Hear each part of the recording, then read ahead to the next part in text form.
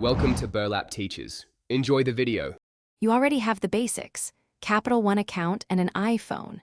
Open the Capital One app and sign in, then locate the card you want to use.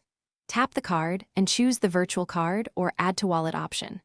Once you see the virtual card details, make sure to note the last 4 digits and the virtual expiration. You're starting the secure transfer to Apple Wallet now, so stay with these steps and don't close the app until Apple Wallet confirms. Tap Add to Apple Wallet and allow the wallet to open, then follow the on-screen prompts. You'll verify with Face ID, Touch ID, or your device passcode. Do that now. Once verified, Apple may request a short verification code from Capital One.